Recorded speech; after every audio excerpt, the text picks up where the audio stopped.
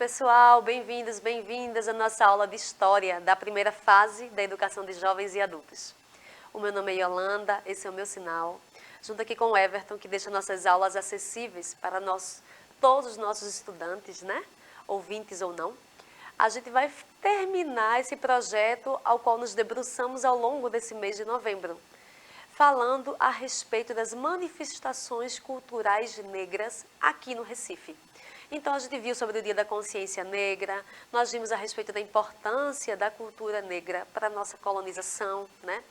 E nós, historiadores, sabemos que essas datas, muitas vezes, elas são lembradas como algo muito distante, como algo que não fez parte por conta da nossa história, por conta justamente de todo um silenciamento a respeito de como foi feita a colonização em nossa cidade, né?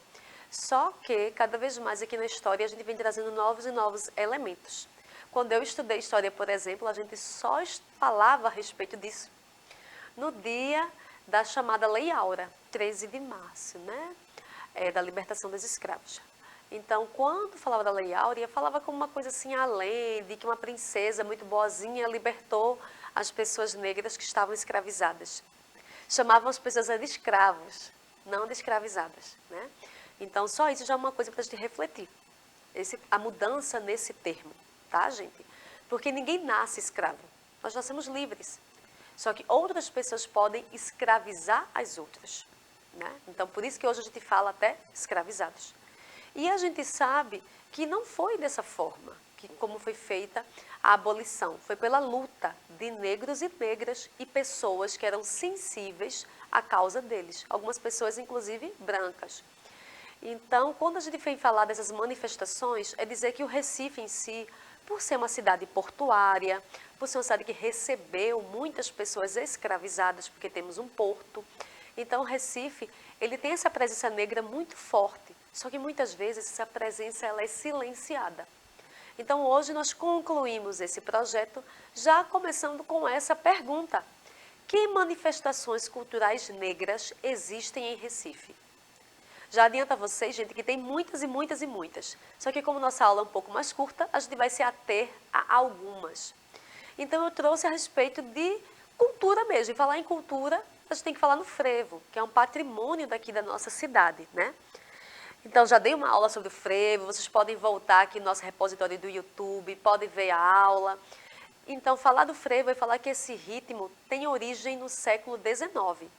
Só que ele foi decorrência da rivalidade entre as bandas militares e os escravizados que tinham se tornado livres.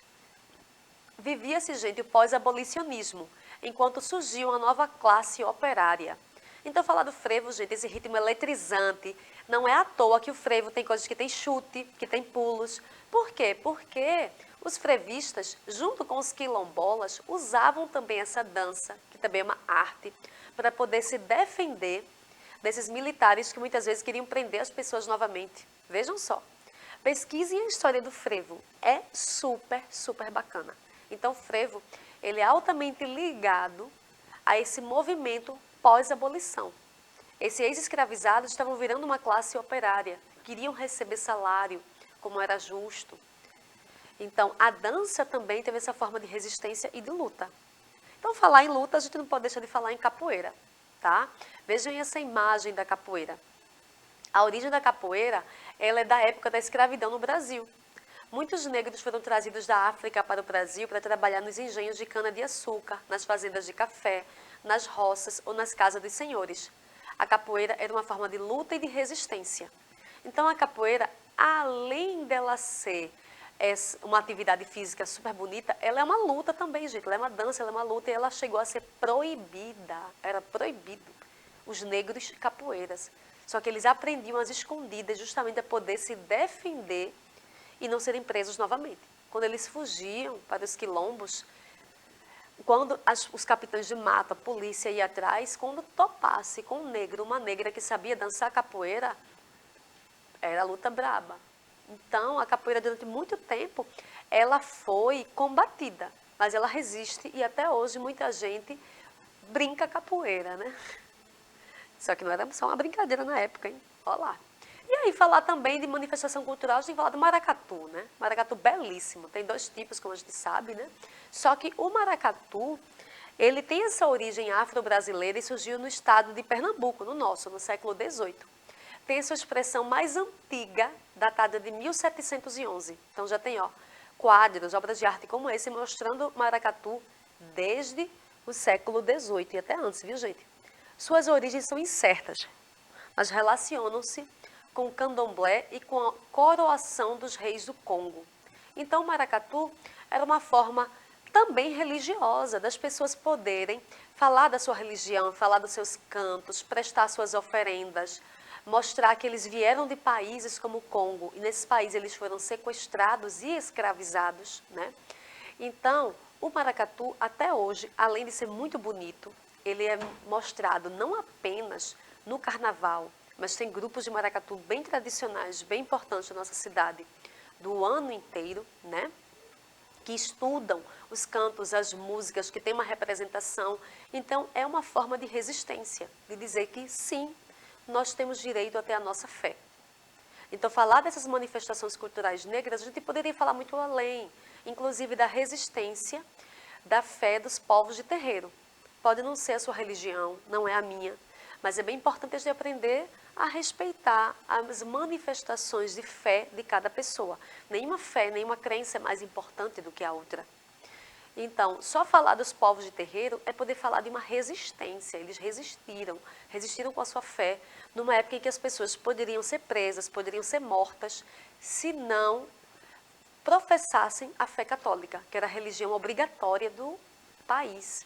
Quem tinha outras religiões poderia ser preso ou morto, vejam só. E essas pessoas conseguiram manter a sua fé, a sua tradição, as suas ideias.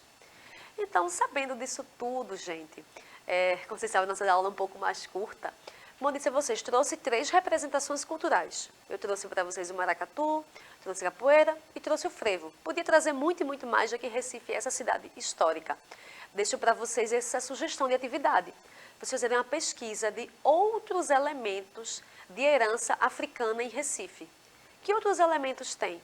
A gente poderia falar de comida, da religiosidade, como eu comecei já a falar, né? De músicas, de estátuas em homenagem, tem muita e muita coisa. Vamos pesquisar, vamos honrar quem fez e faz tanto por nossa cidade, por nosso país, lembrando que o Brasil todo é terra indígena também, viu? Prestem atenção nisso. Tchau, gente. Um abraço.